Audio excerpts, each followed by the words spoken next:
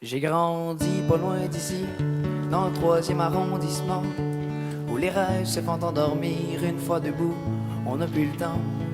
Mon père gagnait sa vie à l'usine de Camaro, pareil comme son père avant lui, même qui posait le même morceau.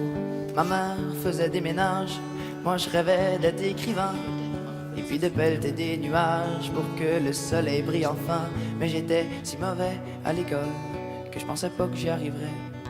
J'étais pas de ceux qu'on traitait de bol, même quand je donnais tout ce que j'avais. Mais il y avait Monsieur Desilets, un prof fin et disponible, qui m'avait pris sous son aile et croyait en mon talent subtil. Dommage, ça n'allait rien changer, je coulerais le test du ministère. Lundi, j'enverrais mon CV à l'usine de mon père.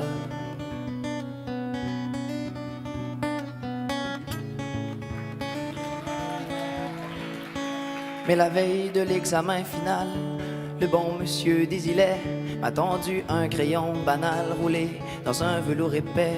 Et puis, tout en fixant ma main, il a dit: ce crayon-là, il est magique, prends-le demain pour l'examen. Il sait les réponses et les répliques. Je suis pas du genre à croire tout ce qu'on me dit, mais mon prof inspirait confiance. Puis je voulais croire un peu aussi que j'avais peut-être encore une chance. D'ailleurs, à la seconde où je l'ai pris, j'ai senti comme un changement. Je jure que je vous compte pas de menterie, non, le crayon était vivant. Et contre toutes mes espérances, il écrivait pratiquement tout seul. Sans blague, ça avait presque pas de sens de le voir danser sur les feuilles. J'ai donc passé mon examen comme un petit test de routine, avec quelque chose comme 80, presque aussi haut que mon estime. Quand j'aurais dû rendre le crayon, j'étais quand même pas un voleur, mais pour une fois que je me trouvais bon, puis que l'avenir était en couleur, j'ai mis le stylo dans ma poche, puis je suis parti en courant. La conscience aussi lourde qu'une roche qu'on brise pour en faire du ciment. Et au fil des années, je suis devenu l'auteur que j'espérais. J'ai même vendu dans le monde entier tous mes bouquins et mes essais, mais avec le sentiment étrange qu'au fond, j'avais rien accompli. Le crayon vainquait les pages blanches, moi, je n'étais que son outil. Je me suis mis à boire plus qu'il ne faut pour oublier que je n'étais rien, que je roulais dans une Camaro sur laquelle mon père s'usait les mains.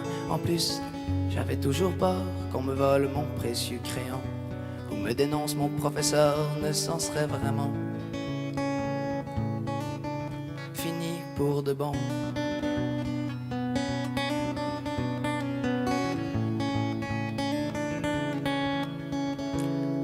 Il m'a retrouvé hier soir à une séance de dédicace. Tout autour de ses yeux noirs, le temps y avait laissé sa trace. Je lui devais mon succès et des excuses comme de raison. J'ai dit: Monsieur Desilets, vous venez chercher votre crayon. Il m'a souri tristement en disant: t'as toujours pas compris. Il est dans ta tête ton grand talent, le stylo venait de chez Uniprix. Laisse-moi te regarder maintenant, je suis si fier de toi. Y'a pas un seul de tes romans que j'ai pas lu au moins 3 fois. Moi je me suis élevé d'un coup, j'en croyais juste pas mes oreilles. J'ai pris mon vieux prof par le cou, la vérité me donnait des ailes, tellement qu'en arrivant chez moi, j'ai jeté le stylo par la fenêtre. La lumière brillait sur les toits et les mots dansaient dans ma tête. J'ai pas fermé l'œil de la nuit, non, j'ai écrit sans m'arrêter le nombre de feuilles que j'ai noircies. Je pourrais même pas les compter, ça raconte l'histoire d'un petit gars qui a tellement pas confiance en lui, qu'il trouve plus facile de croire qu'un crayon peut faire de la magie. Car dans le 3e arrondissement, les rêves volent pas très haut, on les laisse traîner sur un banc devant l'usine de Camaro. Mais comme on entend la machinerie crier jusque dans la cour d'école, on comprend vite de qu'on est petit, qu'il y a juste les oiseaux qui s'envolent.